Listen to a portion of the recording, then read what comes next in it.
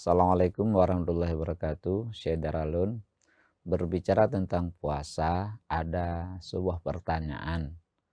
Jadi orang biasa mencicipi makanan dalam berpuasa. Nah, bagaimana hukumnya ini? Apakah bisa membatalkan puasa atau konsekuensi apa yang diberikan oleh Allah bila kita melakukan hal demikian? Maka Syekh Daralun, yang pertama kita pahami bahwa puasa itu adalah menahan diri daripada hal-hal yang membuka puasa. Yang pertama yang membuka puasa adalah memasukkan sesuatu dalam rongga yang terbuka. Ini bicara. Nah, pertanyaannya apakah mulut itu rongga terbuka atau tidak? Batin atau buka lahir.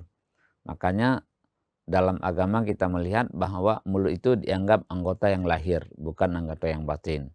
Artinya memasukkan sesuatu dalam mulut itu tidak mengapa.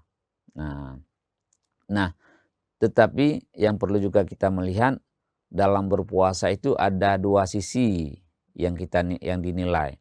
Yang pertama, sah batal puasa. Artinya puasa itu dianggap tidak ada, la yu'tadu bih. Yang kedua, ada masalah hal itu membatalkan pahala puasa.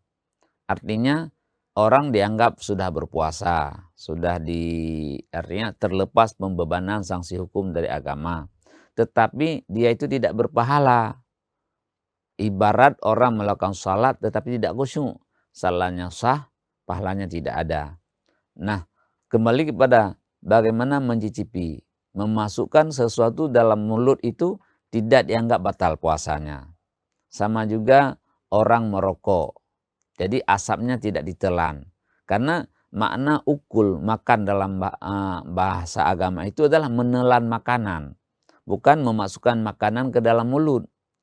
Kalau misalnya ada orang Aceh pajuh bakung, pim bakung, bakung asor untuha. Selama dia tidak menelan air liur yang mengandung itu, jadi tidak batal. Juga mencicipi makanan selama dia tidak menelan ke dalam kerongkongannya, dia tidak batal. Makanya itu dalam Ibnu Abbas juga mengatakan bahwa la ba'sa ayyazukal khalla awi syai'a malam yadkhul halqahu wa huwa saimun. Tidak mengapa memasukkan makanan ataupun sesuatu ke mulut selama dia tidak menelan. Tetapi ada konsekuensi yang diperhatikan di sini bahwa para ulama mengatakan mencicipi makanan itu masuk dalam membatalkan pahala puasa. Sama dengan kita berbohong, sama dengan kita berdusta, atau mengupat, atau melihat dengan syahwat. Itu membatalkan pahala puasa.